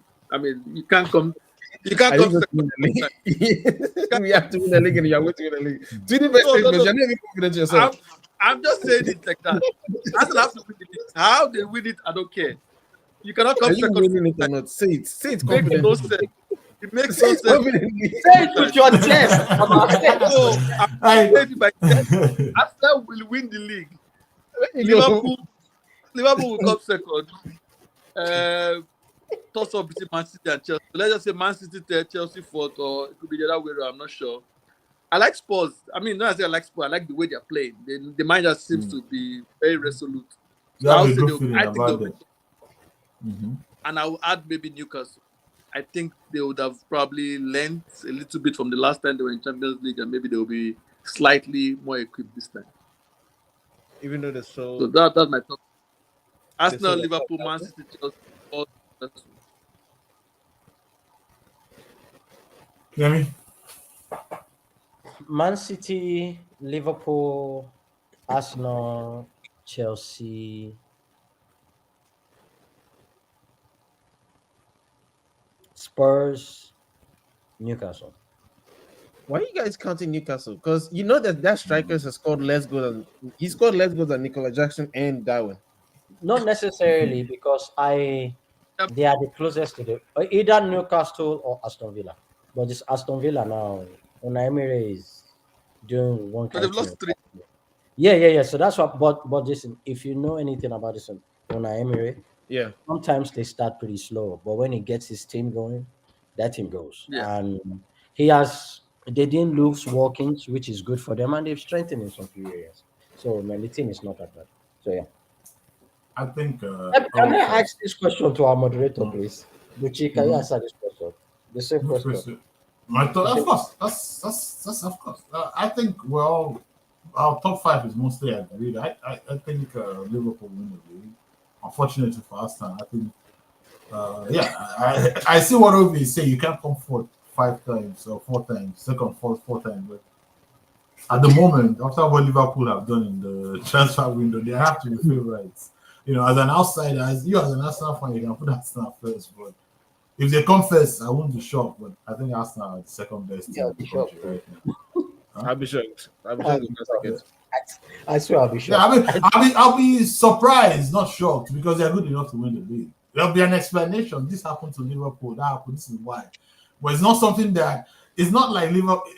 I can't be shocked. It's not like Leicester winning the league. That's what I'm saying. It's just if you get what I'm saying, then they're good enough to win the league, but Liverpool are better. I think the two of them, the gap between the two of them and Man City and Chelsea is big. I think they're better than those 2 teams, despite everything. Rodri makes Man City so much better, but there's an aura Man City had that has gone. That it's very hard to get back. Yeah, And when you until they sell get De it Bruyne back, and with De Bruyne gone, they definitely do miss that part. They don't really have that. exactly. Like there was a time, like if you're going to play City as a player, you see the LeBron playing, and now it's like to go in and say, "Who's that? Who's that?" They're like, they're not afraid. If they're not careful, that might be. There's a lot of new names in the team. Yeah. What would retire Pep is that he might get into this thing of being under teams that are better than him, and he's like, okay, that's enough. So between them and Chelsea, I think Chelsea might actually marginally, depending on the Rodri position, because I think Rodri will make a difference with them.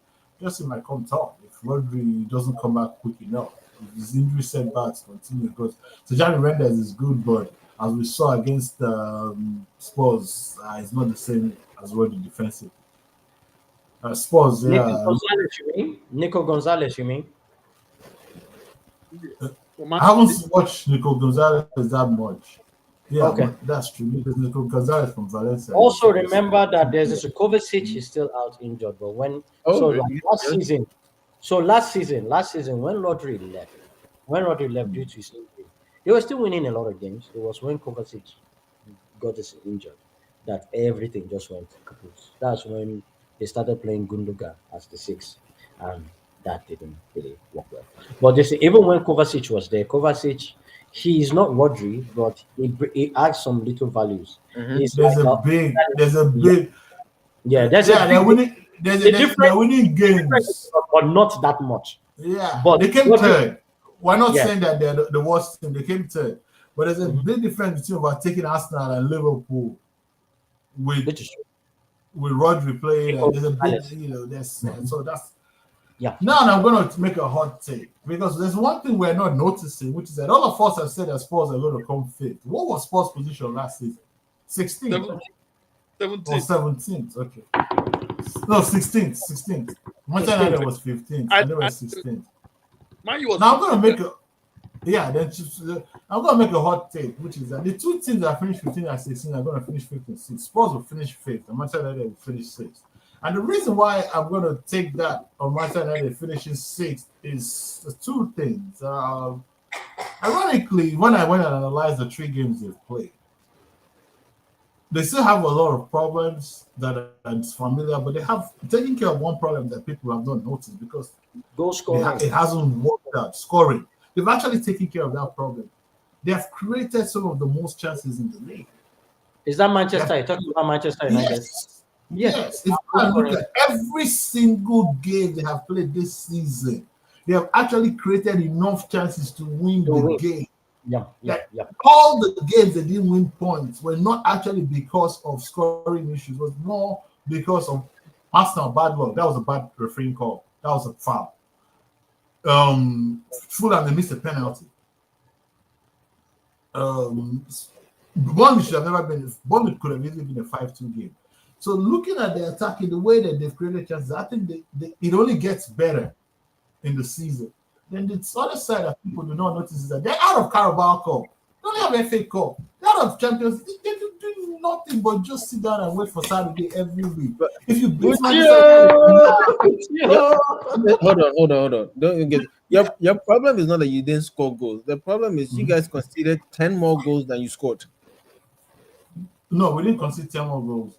Yeah, you did. It's 44 goals in the season, 54. No, I'm talking about the 3 games this season. Forget last season.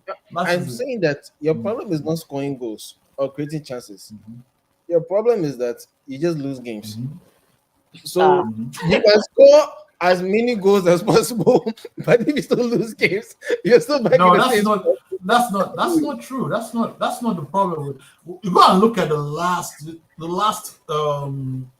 from now to like last year. Like those guys were only scoring 1 goal. That's why Højlund and all these guys were being sold. They didn't score 44 goals a season in a 38-game season. Come on, think about it. 44 goals. That's what you're saying, that the problem is not scoring. If you consider 54 goals, that's very good. It's not the defense. We're not scoring goals. Well, but no, there were a lot of things. That's differentiation. To be honest, there are a lot of things that was wrong with us last. Don't let us bring. This is painful conversation. Yeah, I just think it's my hot take that the team is good enough to be safe. Yeah. I believe that they should. That's my hot take. That's it. Everton only scored 42 goals, but Everton only. My guy, hold on. 44 goals. We have Cunha, we have Mbeumo, we have Zeski. My guy, this team on paper, that was my hot take. Manchester United is good enough to make top 6. With what we have, the goal scoring, we shouldn't be having issues scoring. Even if the tactics is bad, even if the tactics is bad, those three players, at least with Cunha and Umbremo, they are a little bit higher than Bruno. and Hoyland. Bruno. With Bruno behind, come on, we should be making top 6. I still don't think your problem is scoring. You lost 4-3 against us. No. Remember? Yeah. We are going It was a 3-1. We are going to really 4-3. No.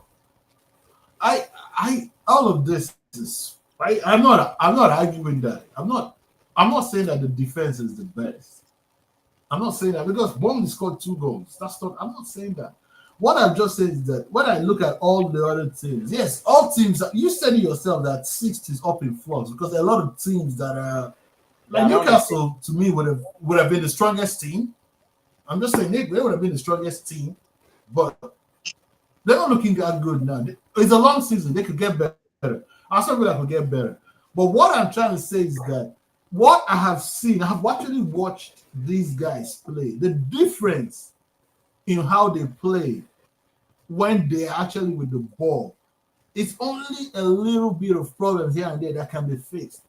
I'm not saying that it's an automatic fix, but they're not going to play like Spurs, Newcastle. They're going to play Champions League. They're going to play like Nottingham Forest are going to travel to Europa. All these things are going to compound. So that's what I feel that they have a chance. So basically, what I'm saying is that if they don't come 6th, if they come 8th, or they come 11th, okay, especially 11th, I'm not giving them any excuses. That was a very bad season. The minimum they should be coming is 6, 7, 8. That's just it. What happens when teams what figure out you guys have to Amorim's say about tactics? that. Huh? What happens when teams figure out his tactics now? They figured it out. So No, they haven't figured it out yet. Okay. Oh no, they figured it out. No, they haven't figured it out yet because he's been complaining that he hasn't. The had new, to play. And you guys have now actually bought players for every single position, supposedly. that's right. Mhm. So what happens when they figure out his tactics? That's my question. We pray they won't. Wait. Okay, what happens when they figure out Slot's tactics? What happens when they figure out Arteta's tactics? Most managers play the same tactics every. I'm saying every game. Arteta has had his players in his spots. He's been found. He's tweaked it. Amorim is now getting his players in his spots, and he's now having to figure it out. Yeah. That's The what I'm question saying. you're asking, my answer to your question is simply the same thing. I'm saying that the same thing applies to Slot. It's his job to fix it. I'm saying that he has the tools to get there. This whole thing of You have faith in him. if he's the manager, I have to put all the faith in him. And this whole idea of because let me put it like this: it's either you're telling me that this guy is not good enough, then you fire him, or he's good enough. Do you think it's he's not? Yes, he's a manager. He's good enough. Yes. After 15, do you think he's still good enough?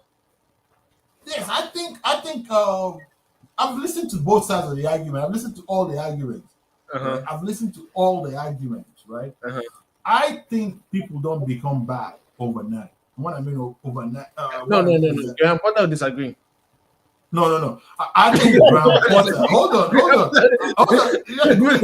Potter is a good example. What was the score against? What was that? Do you know what game was it? I think 3-0. Sunderland. 3-0. Yes. Sunderland. Yeah. Yes. But when he was in Brighton, he got smashed 3-0. The same team turned around and won and did very well. What I'm saying is that you don't look at his time in Chelsea. Because sometimes guys go above their level. It might be that Manchester United He's still been bad ever since he left Amorim's Chelsea. level. But to say that He's still been bad. no, this is his first real job back again. The other one they fired him here, but you have to give him time. You can't just say, "Oh, he's just." You know what I'm saying? Because what you're doing is you're just going, "Okay, let me just slaughter this guy." Nobody can do what he did at Brighton. I'll be a bad manager. Am I lying? Hold on. It's like, No. I'll give another example. AVB. What is Andre Villas-Boas? He left Chelsea. He went to Spurs. Mhm. After Spurs, where else did he go? He went to another team in the Premier League. He went Zenit to, St. Petersburg. he went so he That guy was was never a good manager. He was That bad. guy was never a good He was manager. bad.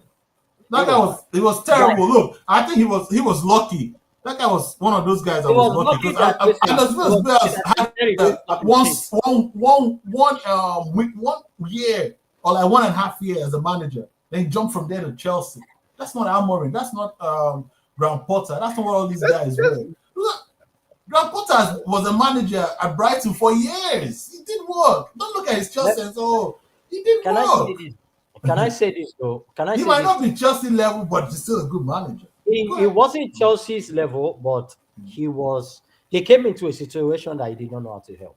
And your guys had a bunch of guys that players just kept coming in. He didn't have control over that. And he had a lot of injuries too. You get face when he was there were a lot of injuries. And 1 week there's this player coming. And when he goes to the next room, the dressing room the next day, there are 2 extra players coming. Then he goes next week, there are 2 extra players coming in. And he's just like, brother, oh, are you my team now? Good. Oh, yeah, yeah, too. Oh, this guy, yeah. So, like, he had to face all that. He was the first person, I think, that came.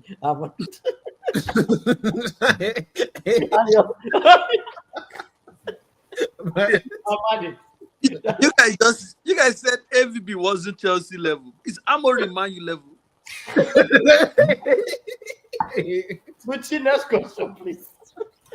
It's a this. It's like this. You know why this is hard. It's very, very hard.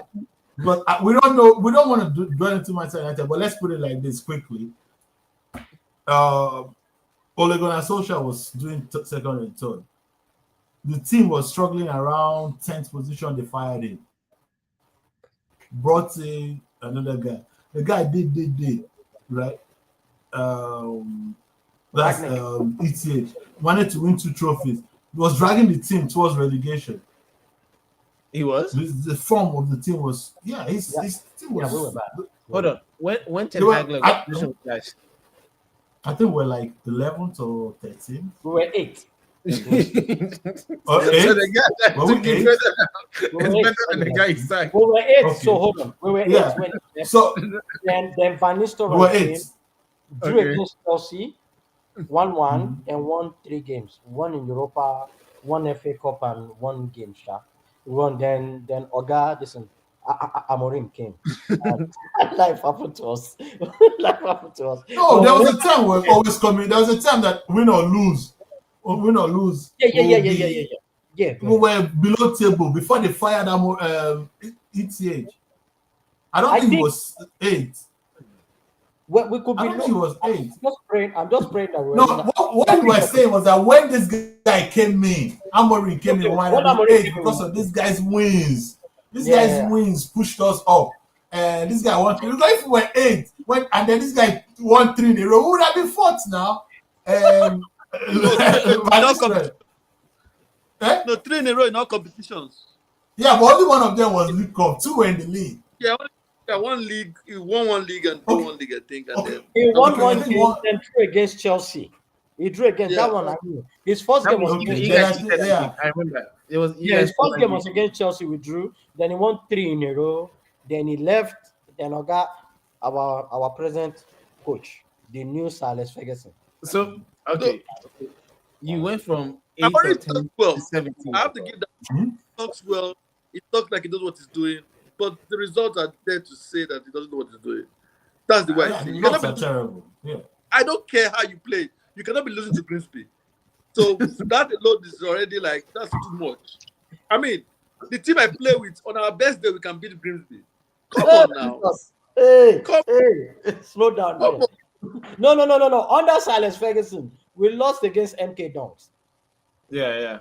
So that's under probably the best manager for ever coach our league. So Yeah, but that one's the one that he has won experiment. But you're not anything. Pressure that you cannot be. I mean, I'm come trying on. to come up with Ovi. why we Ovi. back our coach. Ovi. Okay. There is a school Yeah. of thought among Manchester United fans that Before I say that school of thought, let me, because we're about to round up, let me take this comment. Ayo says Liverpool, Arsenal, Man City, Chelsea, Spurs, Bournemouth, that is his top 6. He said I'm smoking that optimistic loud, also called Oshobo loud. He says that United major problem was that we're not creating enough big chances and we're not getting The ball the in ball to dangerous the areas. dangerous areas enough. No. Says we're mid-table for big chances and 12 to getting the ball to the opponent's box. Says Amorim is equal to ABB is equal to Amorim. That he dominated in a Super League with surprising tactics and came to a Super League and they found him out in 2 games. We were 14th when Ten Hag was sacked. Yeah, I knew that Ten Hag was very low. Yeah, it was not. They wouldn't have sacked him. Then Palisson With took 1, us to 2 it and he EPL took games us up and to drew Chelsea. Yeah, Oh, carry. because they wouldn't have fired him if he was 8th. That was not possible. That is not true. MK Dons was under LVG. Okay, it was LVG. My Okay. bad, dog. Now, so going back to this comment, you see this comment? This is the comment that I would use to actually sow my comment, which is we were mid-table for big chances and 12 in getting the ball to the boxes. He says United major problem is we're not creating enough chances and getting. That is what I'm saying. That exactly my point is that these things you just mentioned mid-table. Go and look at the stats for United right now. They are in the top 3 of all those stats. Getting the ball into the box, all those things. For every game they've played, they've been dangerous this season. The other problem of not being dangerous, not stopping opponents from scoring is still there. But there is a school of thought among Manchester United fans. You can't have it 2 ways. You can't say it is day and night. It is either one or the other.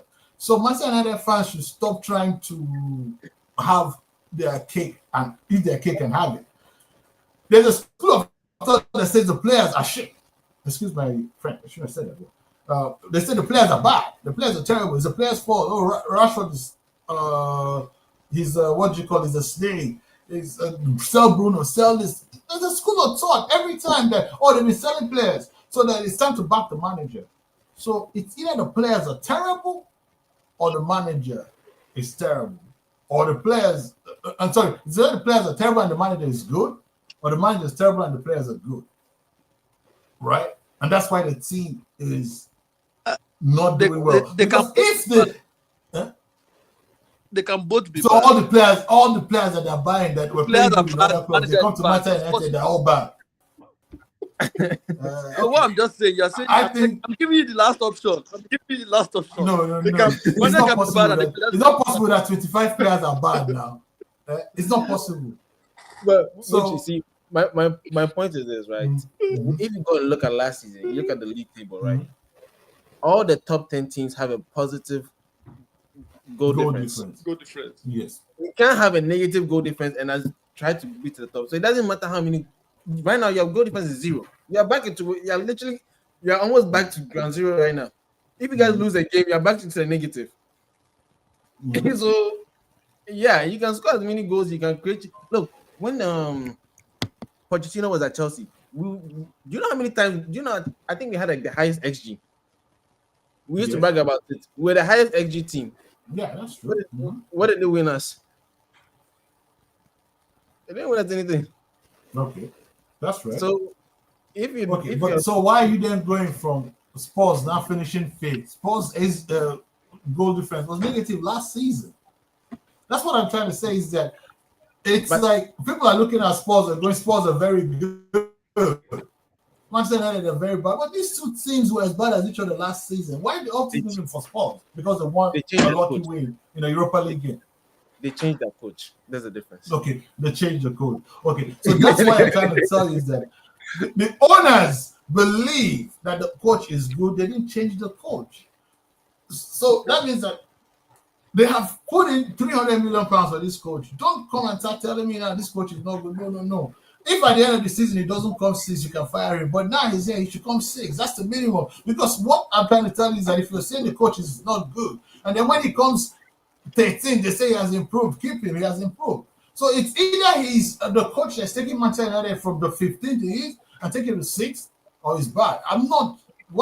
It's a tongue-in-cheek comment that is going that the people that are trying to say it in two different ways. If you analyze Manchester United, people say it in two different ways. The players are not good enough. The manager is not good enough. Every time it's the same thing. It's the same circle. Okay, I'm already brought in the top manager, so let him show us button his players. Let's see. If they figure him out, let him figure out a way to figure his opponents out. Last season, he didn't have his players. That's why we suffered. We suffered. Now, if we keep suffering, what's the point? So we're just, I don't know how to say it.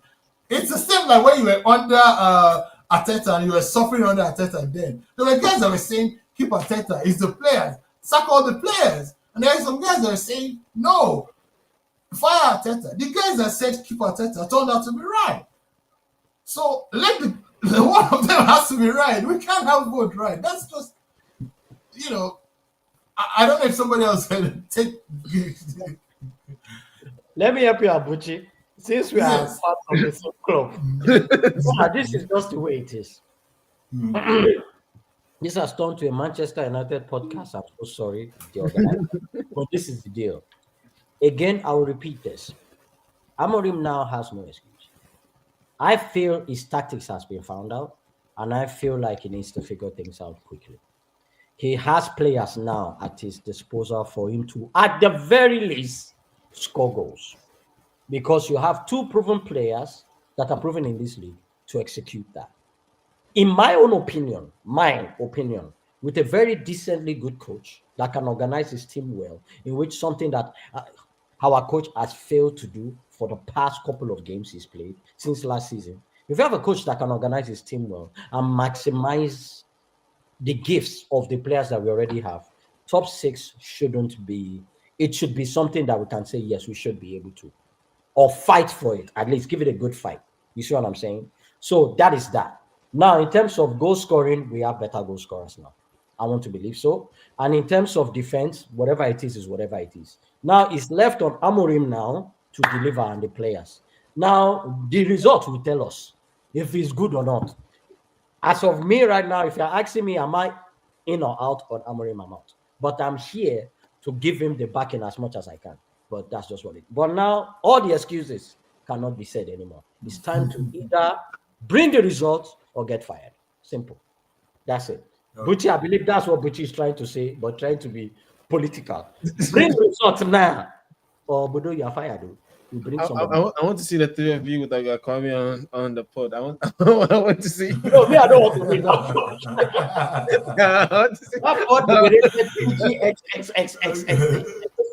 Okay. I'm gonna take Ayo's comments quickly. I will be here for a very long time. Ayo said using 3 games for stats is not right. Let's look at the games after 10 games. 3 games is very significant. This don't turn it okay. Yeah, that's right. We'll have to go. Ayo said the same thing. We can go back the last 25 games and use it. You can do whatever, but the truth about it is that sometimes you can predict football with a pass, sometimes you're wrong. If we all could predict football with a pass, we'd always get it right. But we're fans. We're not. We don't work in the club. In the Chelsea, in Arsenal fan spaces, they're two different. Right now, as we're speaking, in Arsenal fan spaces, there are people saying they should fire Arteta. They should have fired him last season. Am I right? Same thing in this thing. There are guys that said that despite this guy finishing in the top 4 for Chelsea, that he's not good enough. That he's not the man that's going to win the league. He can't challenge slot. There are people that, so what I'm trying to say is that it's always one side and the other. I do not like this sitting on the wall thing. It's either the manager is good enough or the players are good enough. But if the manager is good enough and the players are not good enough, then let it show that it is the players. Let me see what the manager show working. It's simple. If he doesn't show working, he's the one that get fired. We'll see results. The results will tell us everything. Forget last season. Last season is gone. If I were to win the league this season, they'll call him champion. They won't say he didn't win the league last season. So, if Amorim won the Europa League last season, they will call him champion, but he did it. But Yeah. So last season is gone. So let him do it. and let's not start putting stats of last season and join it. But the funny thing is, we are still. The more he loses, the more they join stats of last season. Yeah. The only The way same thing people with are Arteta now. This Arteta we're talking about. If Arteta doesn't win this season now, they might fire him. they fine. Yeah, They might fire So him. they'll, So, they will fire. They will fire him, Mhm. but there will be a lot of fans that will be saying they should fire him, but they won't fire him. Yeah. The owners have made it clear this is their man. that they love They're not him. going to fire. Yeah.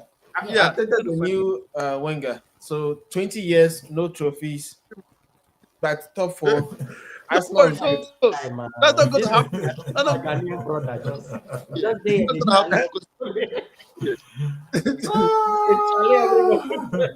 It's good to be winners. Oh. Now that you have won trophy, now you are here challenging everybody like this. And that trophy was a wicked trophy. 100, don't win 100 million just like that. Just wipe your FFP problem one time, one day. See, And as now I said, the Chelsea fans now be carrying belts. When you see them on YouTube, they'll be carrying belts. with the I'm all champions. a preseason trophy, though. Preseason trophy. Preseason trophy. Friendly Your trophy. balance sheet for the whole season. Preseason trophy. Clean. That's not that nonsense. That's that nonsense. How to win a preseason trophy that will give us 100 million? listen. This is simple. Right now, Arsenal, Liverpool, United, you guys have no excuses. Chelsea has played, we played like almost 80 matches. In just even before the season started. We're playing 4 weeks before the league started. Saka is already injured. Why is Saka injured? Oh, God. Your other defender, Saliba, why is he injured? Why is he Don't injured? worry. Your plans are getting Why is he injured? Don't worry. Your plans are getting It's too much. to come back and don't worry. Hey, guys, listen. I have to leave. Oh, I'm so sorry, but like on your last question about the donkey of the, I can jump into that one with Suarez. Yeah, let's jump into that. That's where we're going. Yeah, and I we're feel about like to go. somebody should be in that guy. Somebody should be. I'm sorry, I'm not promoting violence, but that guy should be getting a beat down at some point in time. Him spitting. This is not the first nor the second time we do that. That's just unacceptable on all level. And I heard that he has been given a 6-game ban. I don't know if that's from his club or that's from MLS, but like it will be interesting to see what the league will do about that. Yeah, he has been given a 6-game ban. It should be more than 6. 6. Yeah, Yes, that's it It should be more than 6. I think his team gave him his. I don't know if it's the MLS or his team that gave him a 6-match ban, but I feel like something. I also feel like a person that has gotten a good butt whooping won't be doing that again, in my opinion. Like somebody needs to be entering it like big time. There's nothing. I mean, unless you're saying they should train in jail, there's nothing they can do to that guy. Unless they say what? Unless you're saying they should train in jail, there's nothing they'll do to that guy that'll change him. Yeah, it's like think about it now. Like it's bad to punch somebody. It's bad to if you had punched that guy, it would have been a very bad thing. It would be all over the news too. And it would have been more blatant because the punch should have been clear. But I'll have more respect for the guy because if he punches somebody, he'll come and he will explain. I'm not saying that it's excusable, but it's more excusable than spitting. And he did it. He was trying to do it so that he won't get caught because he knew it was bad. He did it. He snuck and did it. No, that one is he knew what he was doing. Very unacceptable. So that's my donkey of the. But apart from that, guys, it's a very, very. I enjoyed this podcast, man. You guys are. Thanks, man. Thanks. It was a good one. It was fun. Okay, man. Thanks, man. Nice one. Thank you. Yeah, I think that's almost unanimous. I think this week we should have a unanimous donkey because that was a very bad one. I want to give one more quick donkey to Bayer Leverkusen for the collapse. Telling all their players, hiring their money after 2 games. I think that's ridiculous. But I don't know who's the donkey. Is it Tehag or the club? I don't know. I say the whole club. I see the club. I don't know. No, the club. Right. To me, because I also feel Ten Hag too. But go ahead, So, Asha. I feel it's a club because you sold all your players. You hired this guy before the season started, went to preseason with him, and then you fired him after what 4 games or 3 games. 2 games. So now you need to sign new players, and then you need to sign a new coach, who now is not going to get any preseason. Can't sign any players because you fired the coach like a day before the transfer window closed. He can't sign any players until January, Mhm. and he just hope he survives mid table for like what half the season. And remember, Bayern is still they're also still in the Champions League, so they still also have to play Champions League midweek and everything. So yeah, I don't know. That to me was just stupid, but anyway. But my kudos is Ronaldo scored his was it 140th or he reached a certain line mark? Yeah. Yep. He's still going, 40 years old. Wow. So he gets my kudos. One more walk. Obi, you got any kudos? You got any kudos? I would say Liverpool for winning the transfer market. Liverpool for winning the transfer market. I wanted them to win the transfer market, so I'm happy with that. Oh yeah, So kudos to them. You said you're happy with that. Yeah, I agree with your two donkeys. With the donkey of Suarez. Yeah, I was gonna say that, but what I thought Ten Hag is this: when Ten Hag was having problems when they beat them in preseason, you know that JC, that internal friend that went viral. One of my friends said, "Man, he doesn't understand Ten Hag. That Ten Hag doesn't know how to choose jobs." I said, "What do you mean?" He said, "Ten Hag went from a good. He suffered in Ajax. They built a team up. The team became good, right? And then he got to the peak. Instead of him to go and choose a good job, he went to Manchester United where they have to build again, and went and started building. He couldn't finish it. Then he went to Leverkusen again. Then why can't he just go to a job where he just walks in there and the thing But at the same time, didn't they discuss this? Didn't they talk about what they were going to do? Did they have a strategy that? Because I don't get it. How did they say, "Oh, maybe he walked in, we knew he was bad"? What did you talk about in the interview? Was there anything he did that he wasn't supposed to do?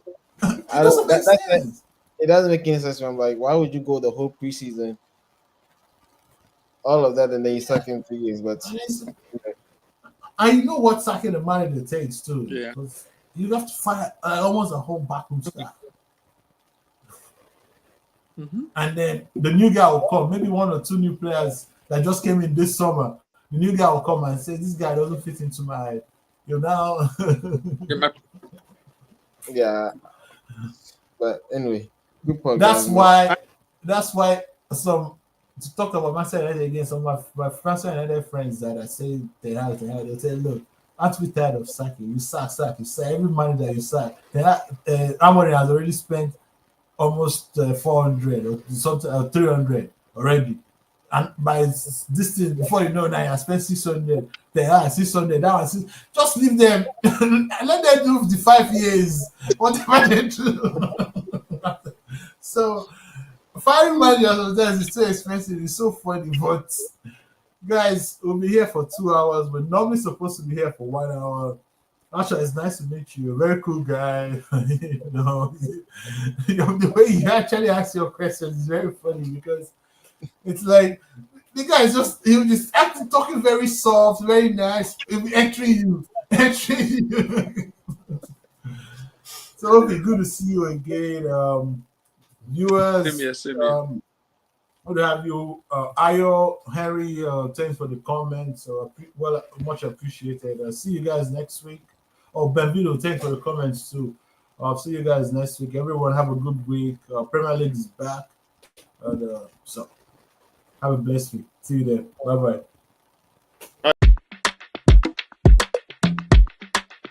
You're watching Footy Fantasy.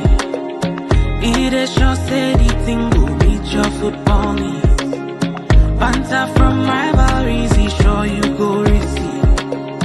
From EPL to Champions League, your eyes go see. It's footy fantasy. Yeah, watching footy fantasy. Footy fantasy.